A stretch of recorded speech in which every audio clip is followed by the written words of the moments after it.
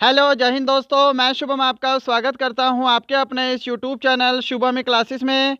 आज की जो हमारी क्लास है वो हमारी स्टैटिक जीके की होने वाली है और आप सभी को पता है स्टैटिक जीके आपके आने वाले एग्ज़ाम के लिए कितनी इम्पोर्टेंट है।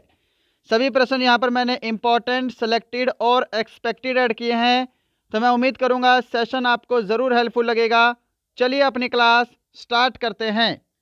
और आगे बढ़ने से पहले कल हमारी रीजनिंग की क्लास थी और कल की क्लास में मैंने आपको ये वाला प्रश्न होमवर्क के लिए दिया था। लगभग 99% विद्यार्थियों ने इसका आंसर राइट दिया है। तो पहले इसको डिस्कस कर लेते हैं कि यदि आज शनिवार है तो आज से 59वां दिन कौन सा होगा। देखिए ऐसे प्रश्न में आपको क्या करना है। आप सभी को पता है ना कि एक वीक में कितने दिन होते हैं, 7 डेज होते हैं। कि यदि आज शनिवार है तो आज से 59वां दिन, तो 59 को आपको 7 से डिवाइड करना है। 7 8 जा 56 होता है। यहाँ पे आपका 3 जो है वो शेष बचा है, 3 रिमाइंडर है। तो ये जो आपका 3 रिमाइंडर बचा है इसको आपको शनिवार में जोड़ देना है। तो शनिवार में हम आगे के 3 दिन जोड़ेंगे तो आपका राइट आंसर आ जाएगा रविवार, सोमवार और तीसरा दिन होगा मंगलवार। ऑप्शन सी आपका यहाँ पर बिल्कुल करेक्ट आंसर रहेगा। राइट। चलिए बढ़ते हैं आज की क्लास की तरफ। तो देखिएगा प्रश्नों की संख्या 25 है और मैं आपको टारगेट दे रहा हूं आज 22 क्वेश्चन राइट करने का। सभी को टेस्ट कंप्लीट लगाना है। 22 प्रश्नों के बाद 25 प्रश्नों के बाद एक प्रश्न आपको फिर से होमवर्क के लिए मिलेगा, होमवर्क लेकर जाइएगा। पहला प्रश्न आपके सामने स्क्रीन पर है, आंसर दीजिए। GATT गेट की स्थापना कब हुई थी? जल्दी से आंसर दीजिए, क्वेश्चन वेरी वेरी इंपॉर्टेंट है। तो देखिए गेट की स्थापना कब हुई थी? 1947 में हुई थी। ऑप्शन आपका सी बिल्कुल करेक्ट आंसर है। अब यहां पर आपके 2-3 मिथ्स हैं, इनको आप क्लियर कर लेना। देखिए 30 अक्टूबर 1947 को गेट की स्थापना हुई है। राइट। और ये भी ध्यान रखिएगा कि 1 जनवरी 1948 से ये इफेक्ट में आया था, यानी कि इसने अपना प्रभाव डालना 1948 से चालू किया था। दोनों प्रश्न अलग अलग बनते हैं। अब आपको पता है गेट जो है वो खत्म हो गया है। गेट की जगह क्या आ गया है? WTO। WTO की स्थापना कब हुई है? 1 जनवरी 1995 को हुई है। वर्ल्ड ट्रेड ऑर्गेनाइजेशन इसकी फुल फॉर्म है। क्लियर। गेट की फुल फॉर्म भी ध्यान रखिएगा, गेट की फुल फॉर्म भी आपके एग्जाम के लिए इंपॉर्टेंट है। General agreement on traffic and trade. चलिए सेकंड नंबर क्वेश्चन देखिएगा सामने स्क्रीन पर आपके। कलपक्कम परमाणु विद्युत गृह कहाँ स्थित है? Where is Kalpakkam atomic power station located? Option है तमिलनाडु, कर्नाटक, गुजरात, महाराष्ट्र। तो देखिए कलपक्कम विद्युत परमाणु ग्रह ये कहाँ पे है? तो तमिलनाडु में है। आपका ऑप्शन ए बिल्कुल परफेक्ट आंसर है। आंसर मैच करते जाइएगा। सेकंड नंबर क्वेश्चन हो गया है। थर्ड नंबर क्वेश्चन देखिए। थर्ड नंबर क्वेश्चन है, भूरी क्रांति का संबंध किससे है? What is the brown revolution related to? Option देखिएगा, मत्स्य उत्पादन, पेट्रोलियम उत्पादन, अंडा उत्पादन, उर्वरक उत्पादन। ऑप्शन डी आंसर होगा फर्टिलाइजर प्रोडक्शन। उर्वरक उत्पादन से भूरी क्रांति संबंधित है। सभी ने आंसर सही दिया है ना? आंसर कोशिश करेंगे कि मेरे से पहले आंसर दे, अगर नहीं आता तो अपनी पढ़ाई करें। क्वेश्चन नंबर 4 है, घाट प्रभा राष्ट्रीय उद्यान किस राज्य में है?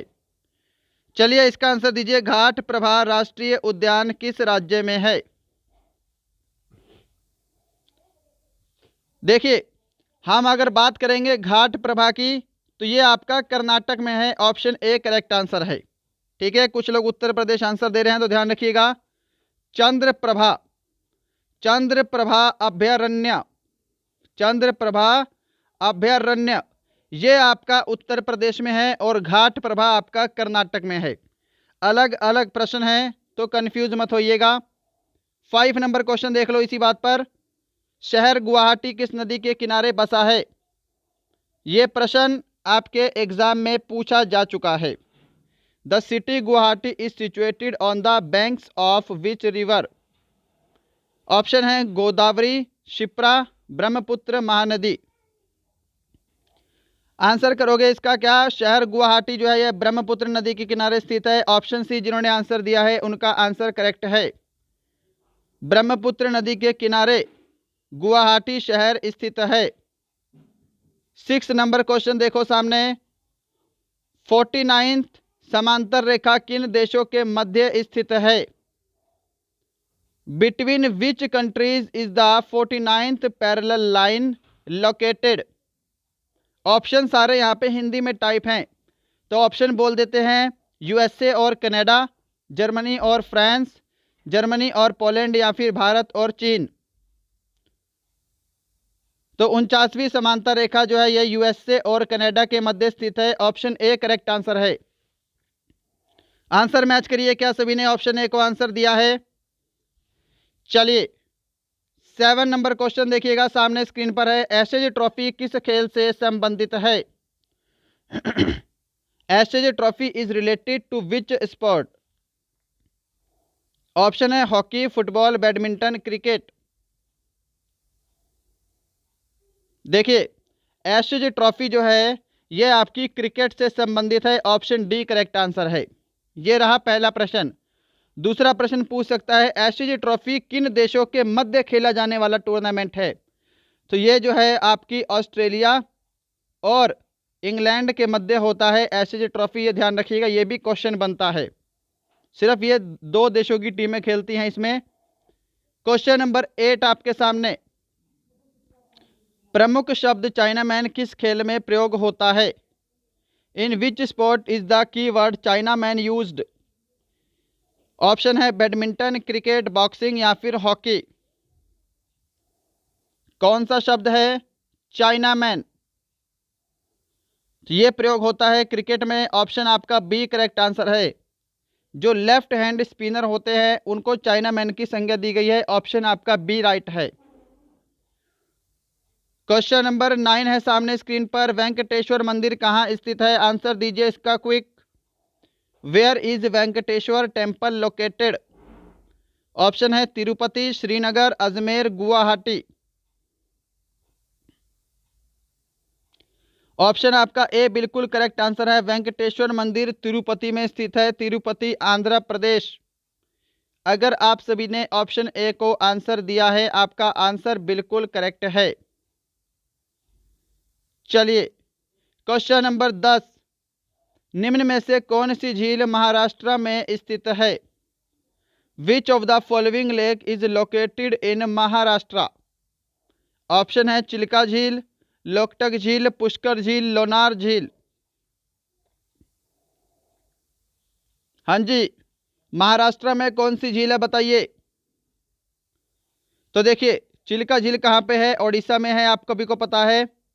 लोकटक झील मणिपुर में है, मणिपुर। पुष्कर झील कहाँ पे है? राजस्थान में है, सभी को पता होगा, राजस्थान। और लोनार झील कहाँ पे है? तो ये महाराष्ट्र में है। हमसे क्या पूछा है? महाराष्ट्र में, तो लोनार झील रहेगा। ऑप्शन आपका डी करेक्ट आंसर है। क्लियर है सभी को? चलिए 11 नंबर क्वेश्चन की तरफ बढ़ते हैं।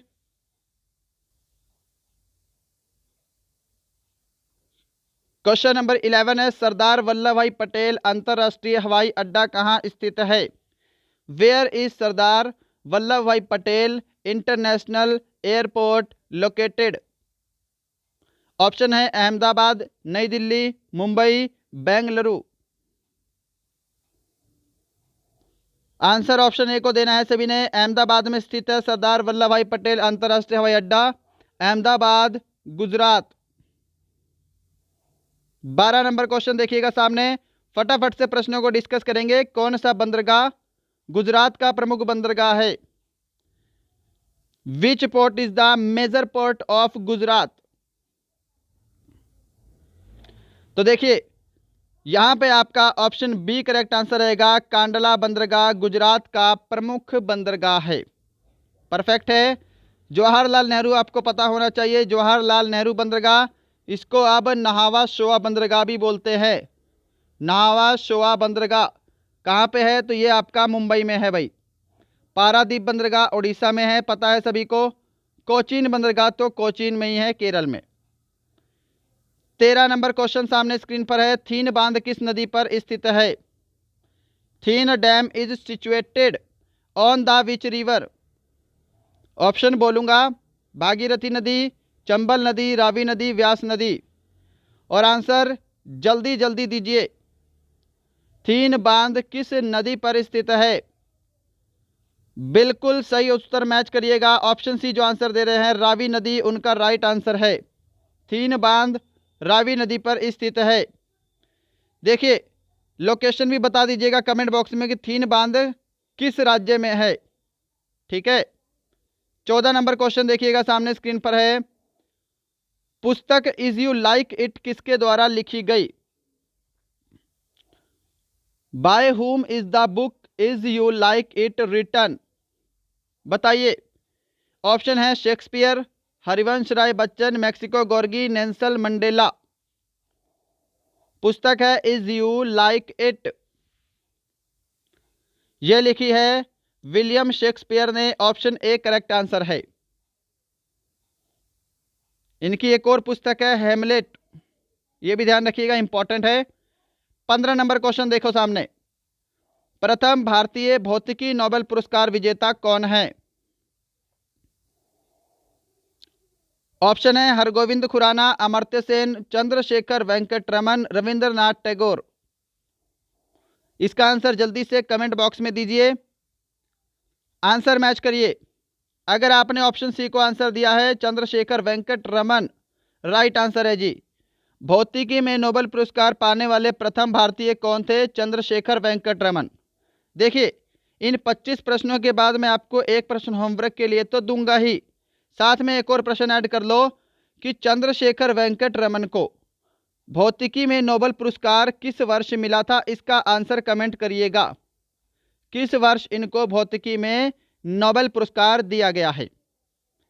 16 नंबर क्वेश्चन देखिएगा सामने। विश्व खाद्य दिवस कब मनाया जाता है? Where is world food day celebrated? 24 अक्टूबर, 16 सितंबर, 8 अक्टूबर, 16 अक्टूबर। तो विश्व खाद्य दिवस मनाया जाता है 16 अक्टूबर को। ऑप्शन आपका डी यहां पर बिल्कुल राइट आंसर है। चलिए 17 नंबर क्वेश्चन देखिएगा सामने है। वॉलीबॉल की प्रत्येक टीम में खिलाड़ियों की संख्या कितनी होती है? How many players are there in each team of volleyball? Option सामने स्क्रीन पर अवेलेबल हैं भाई। वॉलीबॉल की प्रत्येक टीम में खिलाड़ियों की संख्या होती है 6। ऑप्शन आपका सी करेक्ट आंसर है। 18 नंबर क्वेश्चन देखिएगा सामने है। डीआरडीओ की स्थापना किस वर्ष हुई? In which year DRDO was established? Option है 1958, 1969, 1972, 1947। क्या आंसर करोगे? देखिए, सबसे पहले आपको पता होना चाहिए डीआरडीओ की फुल फॉर्म हिंदी और इंग्लिश दोनों में। जो हिंदी मीडियम वाले विद्यार्थी उनको हिंदी में पता होना चाहिए, जो इंग्लिश मीडियम वाले हैं उनको इंग्लिश में इसकी फुल फॉर्म पता होनी चाहिए। देखिए, हिंदी में बोलते हैं रक्षा अनुसंधान एवं विकास संगठन, रक्षा अनुसंधान एवं विकास संगठन, क्लियर। और इंग्लिश में बोला जाता है defence research and development organisation, clear है। इसकी स्थापना 1958 में हुई है। ऑप्शन आपका ए करेक्ट आंसर है। 19 नंबर क्वेश्चन सामने है। The God of small things किसका लिखा उपन्यास है? Who wrote the novel the God of small things? Option देखो, खुशवंत सिंह, अरुंधति राय, ई एम फॉस्टर, आर के नारायण। तो the God of small things जो है ये अरुंधति राय के द्वारा लिखा गया उपन्यास है। ऑप्शन आपका बी परफेक्ट है। क्वेश्चन नंबर 20 देखिएगा। तोता ए हिंद के नाम से कौन जाने जाते हैं? आसान प्रश्न। अलाउद्दीन खिलजी, मनु, अमीर खुसरो, रामानंद। ये तो गलत नहीं होगा। ऑप्शन आपका सी करेक्ट आंसर है। अमीर खुसरो को तोता ए हिंद के उपनाम से जाना जाता है। अगर आप सभी ने ऑप्शन सी को आंसर दिया है, आप सभी का आंसर बिल्कुल करेक्ट है। चलिए नेक्स्ट बढ़ते हैं क्वेश्चन नंबर 21 की तरफ। क्वेश्चन नंबर 21 है। जैन परंपरा के अनुसार जैन धर्म में कुल कितने तीर्थकर हुए हैं? According to Jain tradition how many tirthankars have been there in Jainism. Option यहाँ पे आपका राइट आंसर बी रहेगा, टोटल अभी तक 24 तीर्थकर हुए हैं। क्वेश्चन नंबर 22 है सामने स्क्रीन पर, शून्यवाद के प्रवर्तक कौन माने जाते हैं? Who is considered the originator of nihilism? Option C correct answer रहेगा, नागार्जुन को शून्यवाद का प्रवर्तक माना जाता है। चलिए 23 नंबर देखिएगा, हम्पी के खंडहर किस राज्य में है? In which state are the ruins of Hampi? Option Paschim Bengal, Tamil Nadu, Madhya Pradesh, Karnataka. Hampi के खंडहर किस राज्य में स्थित हैं? राइट आंसर आपका ऑप्शन डी रहेगा, कर्नाटक में है। क्या सभी ने ऑप्शन डी को आंसर दिया है? चलिए क्वेश्चन नंबर 24 सामने स्क्रीन पर है, ग्रेट बैरियर रीफ किस देश में स्थित है? In which country is the Great Barrier Reef located? Option बोलता हूं, ऑस्ट्रेलिया, अमेरिका, जापान, रशिया।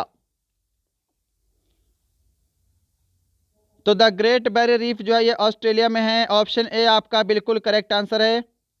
अगर आप सभी ने ऑप्शन ए को आंसर दिया है, आपका आंसर राइट है। नेक्स्ट है क्वेश्चन नंबर 25, आज का लास्ट क्वेश्चन। इसके बाद एक क्वेश्चन होमवर्क का है, होमवर्क लेकर जाइएगा। पहले इसका आंसर दीजिए, निम्न में से कौन सी भारत की गुप्तचर संस्था है? Which of the following is the intelligence organisation of India? Option है CIA, NAI, ISI या फिर IB। तो देखिएगा इसमें भारत की गुप्तचर संस्था कौन सी है? IB है, जिसको हम बोलते हैं इंटेलिजेंस ब्यूरो। क्लियर। CIA किसकी है? US की गुप्तचर संस्था है, अमेरिका की। ISI जो है ये पाकिस्तान की गुप्तचर संस्था है। क्लियर। यहाँ पे ऑप्शन डी आपका करेक्ट आंसर रहेगा, IB यानी कि इंटेलिजेंस ब्यूरो। तो यहाँ पे आपके टॉप 25 क्वेश्चन कंप्लीट होते हैं स्टैटिक जीके के। बताइएगा सेशन कैसा लगा, इन 25 प्रश्नों में आपका स्कोर कितना है? ये वाला प्रश्न होमवर्क का है, कल की क्लास में डिस्कस करेंगे। निम्नलिखित में से किस देश की मुद्रा रुपया है? और देखिए जो होमवर्क का क्वेश्चन है ना, इसको आप गूगल पे सर्च करके मत कमेंट किया करो। अगर आपको आता है तो कमेंट किया करो, चाहे गलत आता है चाहे सही आता है, क्योंकि अगले दिन तो मैं डिस्कस करूंगा ही, है ना। ऑप्शन है सेशेल्स, सर्बिया, सोमालिया या फिर मलेशिया। इनमें से किस देश की मुद्रा रुपया है? आंसर सभी को इसका कमेंट करना है। बताइएगा इन 25 प्रश्नों में आज आपका स्कोर कितना हुआ है। मैं उम्मीद करूंगा सेशन आपको ज़रूर हेल्पफुल लगा होगा। चलिए मिलते हैं कल, तब तक के लिए जय हिंद, जय भारत।